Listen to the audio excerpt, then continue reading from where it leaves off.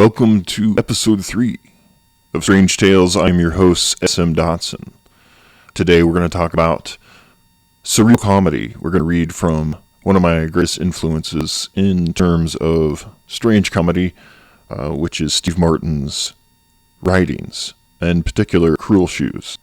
And I'll read two of my own surreal, but slightly dark, nano fiction stories.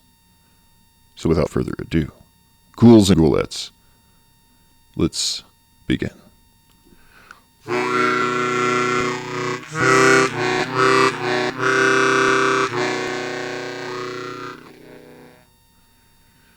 In my Gothic fiction writings, I often try to interject what you might call a comedic air. You find this sometimes in Gothic fiction. It gives a certain edge, a normalization to some certain dark things that are happening. It normalizes the sort of darkness of life, and some comedy is founded on that concept. And as Aristotle claimed, comedy is actually laughter itself. In particular, the physical manifestation of comedy. Laughter is actually a buildup of anxiety, and laughter is the release of that anxiety. So you want to think in terms of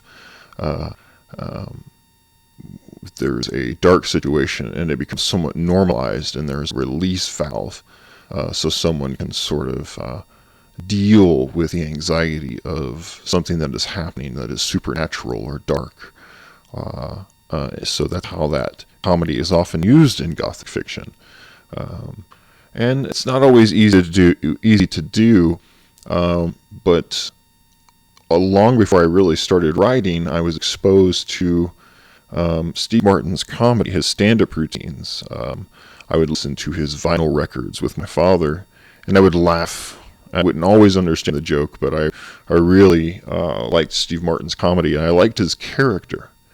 It was sort of in many ways, I adopted his persona, his stand-up comedy persona, as my own id in some ways. And I don't know if I can explain it very well, but when I was in second grade, for example, I somewhat emulated that Steve Martin's sort of almost innocent childlike id type of character, sort of thing. I don't know. That's difficult to explain, but I was heavily affected by Steve Martin's comedy, and I had heard of this book that he wrote called Cruel Shoes, and it's a compilation of short comedy mainly. And this is before the age of the internet, and I couldn't find the book anywhere. I don't know if it's out of print or what have you. But I was, a teenager. I remember I went with family and some friends to this outdoor festival that takes place in Arrow Rock, Missouri. And it's sort of what you might call a reenactment. It's sort of like a reenactment of prairie life, and that entire town's development is centered around, in appearing to be late 19th century homes and ways of dressing and different crafts and that sort of thing. So they have a lot of, they have at least a yearly festival. And the neighborhood houses have like garage sales and rummage sales. And there was this one house who had a big library, and they would have people come in and had prices on all the books. And I was looking through the books, and I found some good things. That's where I got my copy of Meditations by Marcus Aurelius.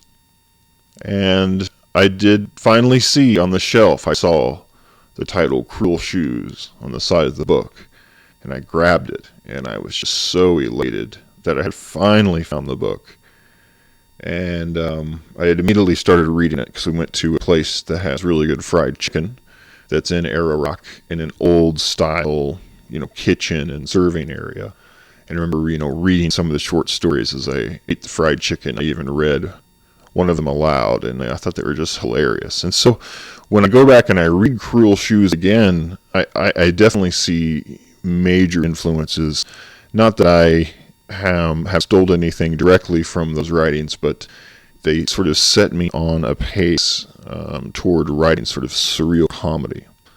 But when you read Steve Martin's Cruel Shoes, it's a different, slightly different world than his stand-up comedy. There's a great amount of overlap, but what I found is with some of it, Steve Martin can move to a sort of a darker side of the world, or he can move to a more surreal world. Like, for example, there's a story in Cruel Shoes called How to Fold Soup. And it's surreal in the sense that Steve Martin redefines physics. He's literally changing physics, and he's describing a way that you can take a bowl of soup and manipulate it in a way and fold it so you can put it in your pocket and take it with you. Of course, would be really convenient, but the writing is simply that. It's a breakdown of physics, so it becomes quickly surreal. And you do see that in Steve Martin's humor, especially when he says little things like, I like to start the show by starting with something totally impossible. I'm going to try to stick this piano in my nose, sort of thing. And which is very surreal, no one really expects a piano to go in someone's nose, necessarily. So with comedic timing, it becomes a good laugh. So that's sort of surreal comedy I learned to sort of shape and mold and combine with Gothic fiction. So it's like a dark, surreal comedy. And I'll read a couple of my pieces, but let me read something from Steve Martin first, and then we'll get into some other comedy, surreal comedy as well, including Mutation Comedy, which is a sketch comedy team where you can find hundreds of their skits and episodes on DNL Spoken Word. That's DNL. D is in demon, N is in night, and L is in Lance. DNL Spoken Word. Yeah, I was really excited when I first found the book Cruel Shoes by Steve Martin, and since then he's written more and compiled them. Great material. There's a certain a theme or vibe to it that perhaps many find difficult to really vibe with. And some of them, they have their own individual character. Let's start off with the eponymous reading, Cruel Shoes. And I must mention that when I was getting my bachelor's degree in communication, I performed Cruel Shoes live. The assignment was to perform a piece. This was an oral interpretation. Perform a piece that's kind of like a children's story. And I didn't get full marks on that particular assignment because this is not a children's story, and it freaked out, some of the younger individuals in the class. Cruel Shoes by Steve Martin.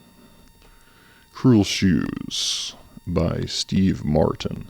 And I'll have to say that I like to practice narration because I like to narrate my own thing. I like to narrate poetry. I like to perform spoken word live. I like to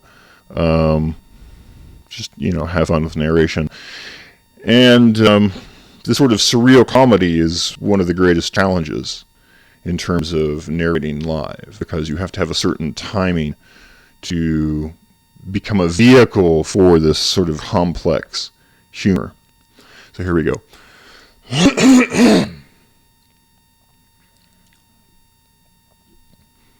Cruel Shoes by Steve Martin.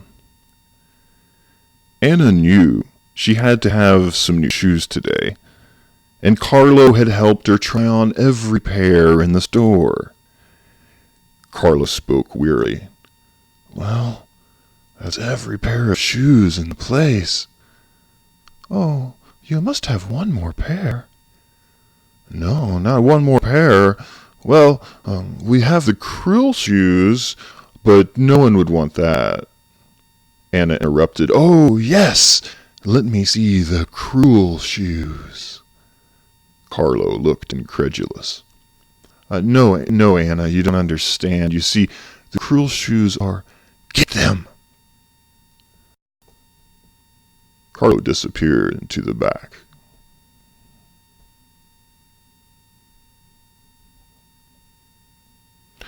Carlo disappeared into the back room for a moment, then returned with an ordinary shoebox. He opened the lid and removed a hideous pair of black and white pumps. But these were not an ordinary pair of black and white pumps. Both were left feet. One had a right-angle turn with separate compartments that pointed the toes in impossible directions. The other shoe was 6 inches long and was curved inward like a rocking chair with a vise and razor blades to hold the foot in place. Carlo spoke hesitantly. Now you see why they're not fit for humans. Put them on me. But...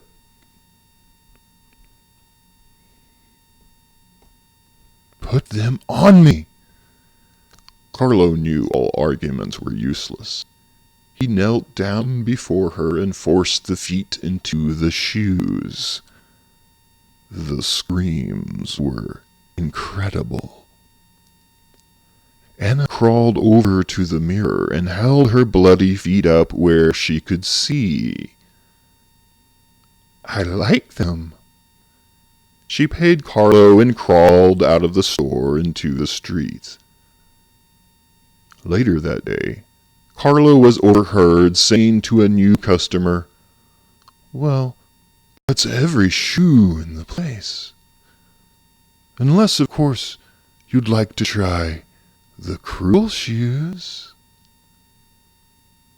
End of Cruel Shoes by Steve Martin, narrated by SM Dotson. SM Dotson. Cruel Shoes. Steve Martin wrote that. The way I narrated it perhaps makes it sound more dark than what it was intended to be, but it is fairly dark, as you can see. So now let's check out something from Mutation Comedy. This is Mutation Comedy episode 42. Surreal comedy indeed. Indeed.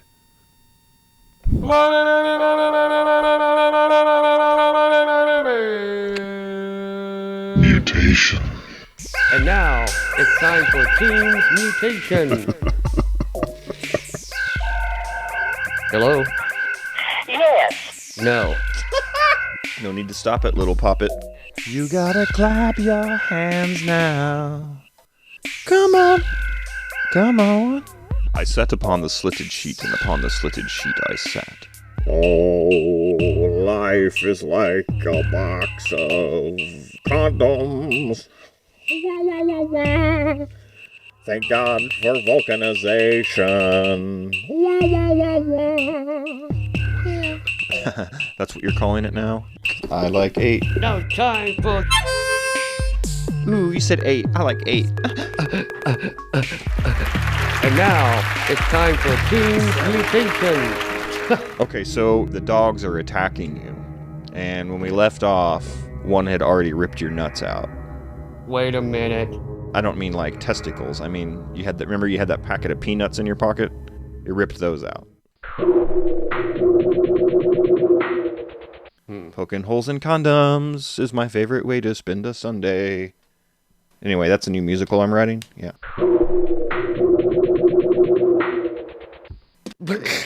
No, not... Wait a minute. She's got a cock? Oh. Oh, that's a big letdown, isn't it? Shouldn't be for you, though. Skip number 2. Hey, dude. I got a new What? girlfriend. Yeah, right. Yeah, I did, man. Man, you've been gay for years. When did you ever decide to get a girlfriend? She has everything I need. She's a little black box, and she's not a real human, so it's like really risque. Wait. Did you say she's a... Were you being racist? She's a black what? Oh, A black box? A black box. Should I call her an African American box? Yeah, that's... Even though she's a robot and she has no actual ethnicity? Well, in today's societal climate, I think it's probably a good idea to err on the side of caution. Okay, well, I want to introduce you. Okay. Here's my African American girlfriend, Alexi. Hey, Alexi, say hi to Jim. Hello, Jim. Oh, hi. How are you? I am very, very good. Thank you.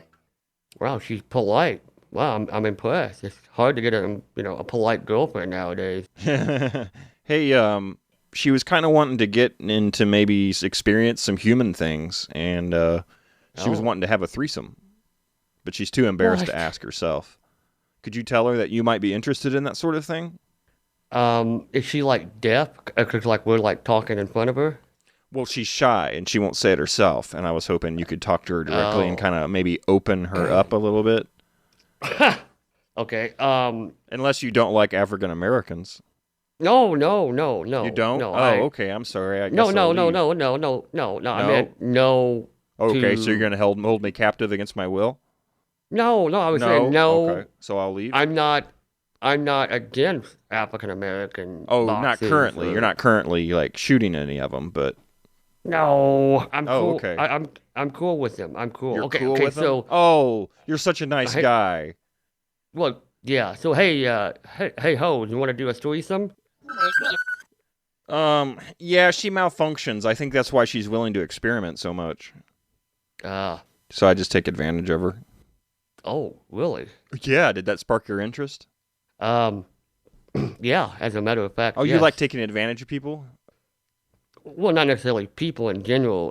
Just African American. African Americans, yeah. Okay, I thought Yeah. thought you were an asshole for a second. Okay, yeah. Okay. I gotta go get a hamburger. Okay, give me one. Hold the pickles.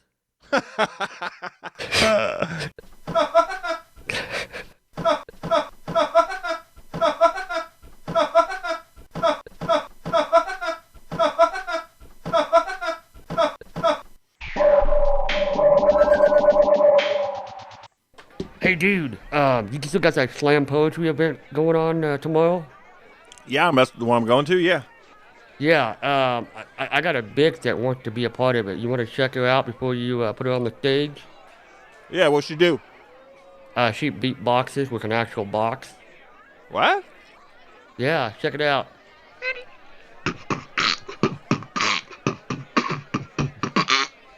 Oh man, that sounds like shit. What? I said. Yeah, I heard you, but I can't believe. What do you mean? It sounds like. Okay, try this one out. Oh, you want another one? Okay.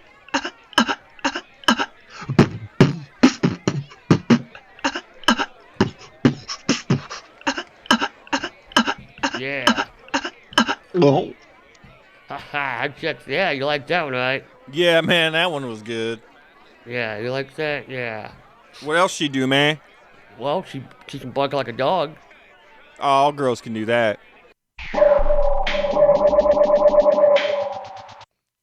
You like frogs, dude? You know I like frogs. Yeah, frogs are fucking cool.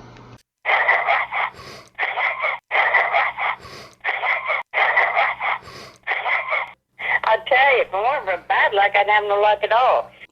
Now it's time for yet another classic moment of Peanut, the comic strip. Okay, Mom, I'll go outside. I already did my homework. Okay, I'll mow the lawn. I just don't like peanut butter. I'm definitely not going to lick it off your crotch. I'm not a dog.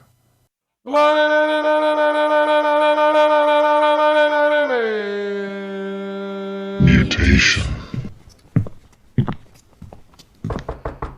I know you're in there. Open up. I know you're up. I know you're in there. It's the FBI. Let me in. It is the FBI. But it's just this orphan.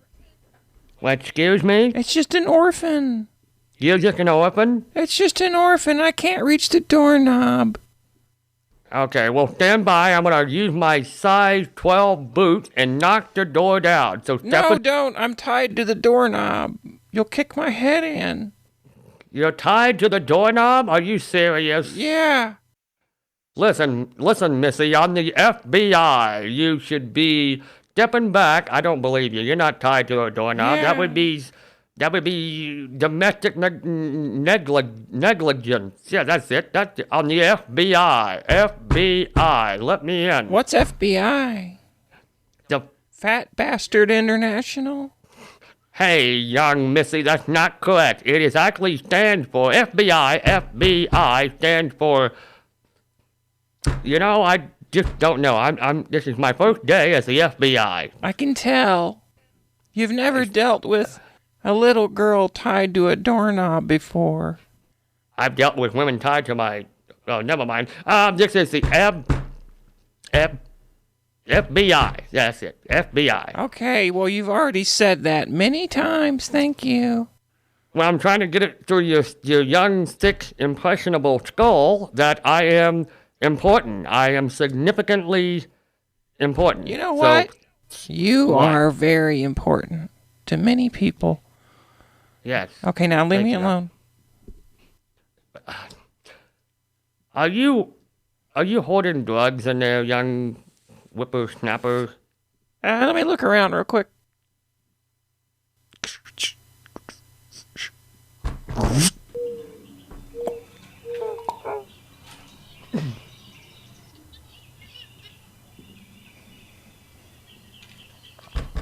Are you still there? Hey, young Missy, are you still tied to the doorknob? Now this is my chance to knock the door down. I want to take a big few steps backwards, and here we go. Oh, God damn, just broke my foot. Oh. Could you unlock the door, please? Missy, could you unlock the door? FBI calling. FBI. Thank you. You know, I might have the wrong house, as a matter of fact. Excuse me, sir. That's my apartment. Yes, I'm trying to break in. Oh, Okay, I got the keys right here. FBI. Oh, you have the key? Yeah. Oh, wait a minute. Do you have a young daughter? A young daughter? No. Do you have a daughter? No, I don't have a daughter. Well, sir, there is a young female type in that room here. Okay. And she's tied to a doorknob. How would you know if you can't get in? Now this is what she said. This is what I was trying Who to said? break in. As you. Okay. Well, let me go ahead and open my door here. Okay. This will be very interesting because there should be an orphan Now, tied as you to can the see, doorknob. Nobody tied to the doorknob. Oh, weird. I left my window open. Huh. Aha! What? That might have been the. Aha! I'm going to close the window here. Might be this might be evidence. Step aside. I don't want to contaminate the crime Evidence? scene here. Excuse me. Evidence of what? That there's a breeze outside? No, I mean we don't know. There may have been a crime committed in your dwelling, Sir, your house. why are you trying to get into my house? You have some ulterior motive here, or do you want me to massage you or something? No, I'm the FBI. Okay. And You are I'm trying personally the FBI. Well, I represent the FBI. Okay. This is my first day. Can you show me like a badge or ID or something? Yeah, sure. Hang on. For all I know, you're There like, you go. oh, okay. Well, that looks official. Yes. Yeah. So you were looking for a little girl? Well, no, I was trying to break down this door here when suddenly... Why were you trying to break down my apartment door? Because we have some suspicious activity that was reported to the FBI, and I'm here to investigate those suspicious activities. To my apartment. Yes. Okay. What's the number? What number? The number. What's the address of the place you're supposed to supposedly break into? Oh, Which is odd that they just send one FBI agent to break in and infiltrate yeah. something based on a call. Let me get my notepad here. It's 325 McVeigh Road. 325 McVeigh Road. And this is McVeigh Road, right? Well, that's the address of the apartment. Yes. But there are a bunch of different apartment rooms in that building. Oh, you know? So is there an apartment number indicated? Oh, you're not so good. It doesn't specify. So you just basically went to the first apartment in the building and assumed that that was like where everybody lived? Well, yes. It is my first day, remember? Yeah. So what was the complaint? We can't divulge it. It's an ongoing investigation. Okay. Well, I guess I can't help you. Okay. Thanks. Okay. Have a nice night. Okay. Susie, you can come out now. Okay. It was taking forever for that fucker. Fucking fuck. Fucking fuck. Fuck. You don't have the mouth of a lady. I'm not a lady, I'm a girl. Oh, point.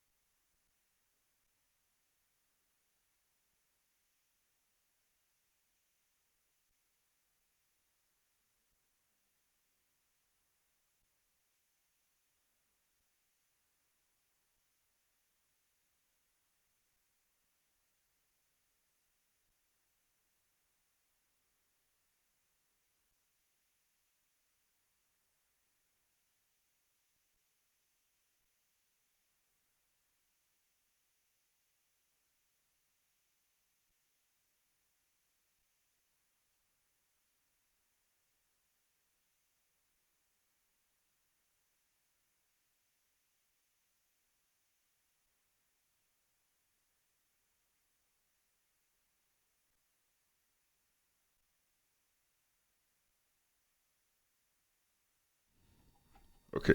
I just realized that we don't have sound. Let me do that over again. We're going to have one last selection from Steve Martin. He was a really strong influence on my life, on my writings, that is.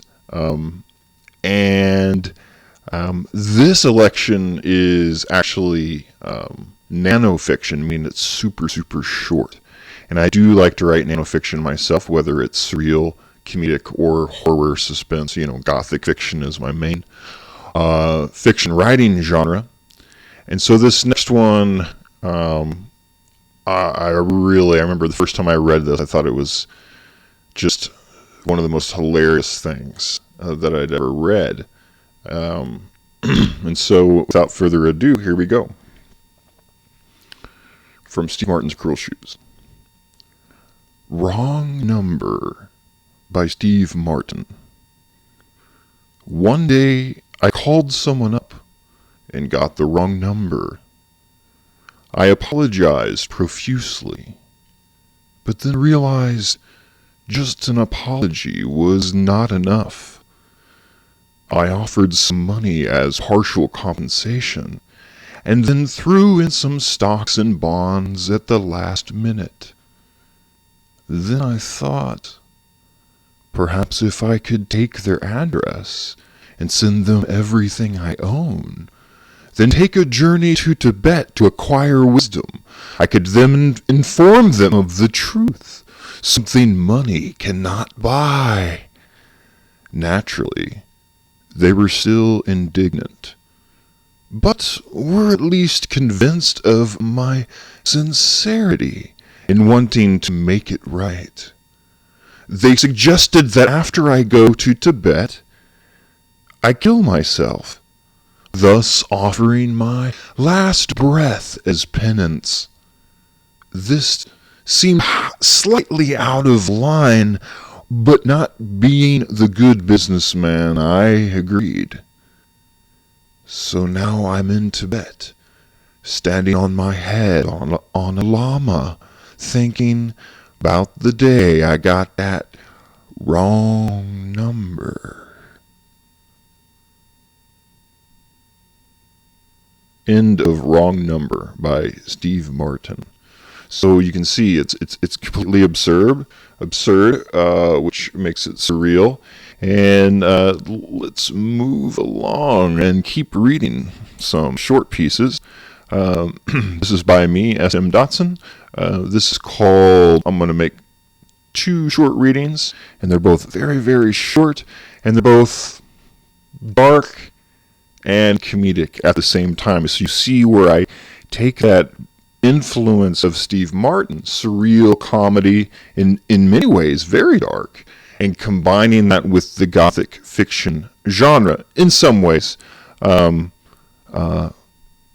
see what I mean. And these are both Nano fiction. This first one is called Mop Water by SM Dotson.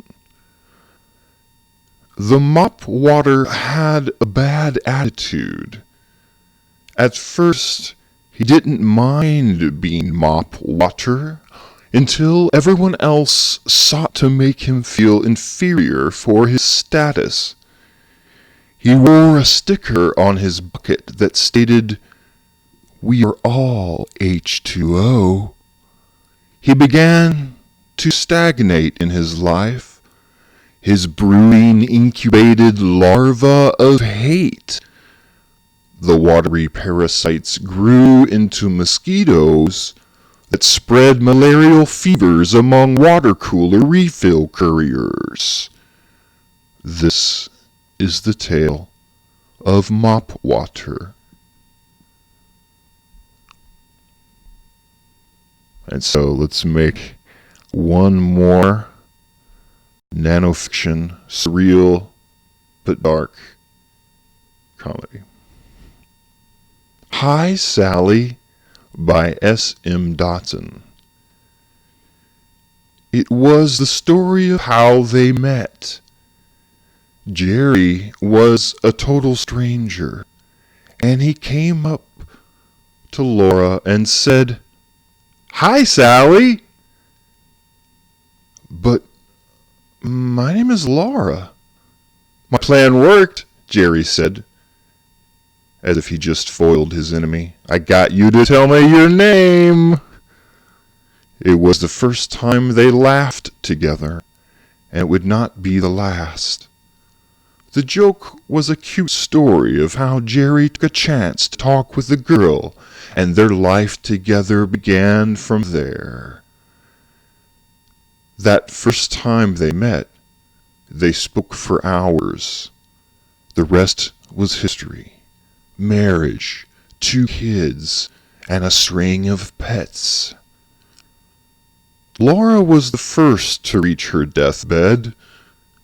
Jerry was attentive to her every need. Her disease brought her to the moment of death. Jerry's last words to her as the liquid filled her lungs: "Goodbye, Sally." End of Hi, Sally by SM Dotson. All right. Thank you for tuning in. I was inspired to talk about surreal but dark comedy because I had, number one, revisited Steve Martin's Cruel Shoes. And also, I was in a bookstore in Little Rock. This bookstore is named after a very predominant Romance-era author. And this is the first time I'd visited this bookstore, and I picked up 2 books by Edward Gorey. I love Edward Gorey. His illustrations, I think, are just amazing, and they give me a certain feeling unlike other illustrations, it's really a unique experience. And my earliest experience of Edward Gorey was watching public television and seeing his introduction to Mystery. That's Mystery with an exclamation mark. And he had this beautiful introduction with this, what you can call Edwardian period costume and swooning and Gothic scenery. Beautiful, beautiful work. And I picked up 2 books, which are 3 stories in one, all 3 drawn by Edward Gorey. And I found this one. I wanted to show you the cover of it. It's really a compilation of drawings by Edward Gorey of his ghosts. So basically ghosts in different scenes. I'll hold this up, see if you can see this cover. This is my first time trying to show a book on live stream. Edward Gorey's Ghosts by Edward Gorey. Let me tell you, if you want to capture that feeling of Edward Gorey, you should get this. This is awesome. Awesome book. I love it. I drool over it. But yeah, you can go to a bookstore. I like to go to bookstores and see what Edward Gorey they have, and oftentimes you can find something unique because he seemed to have published a lot of books. He didn't write them all, but sometimes he illustrated along with somebody else.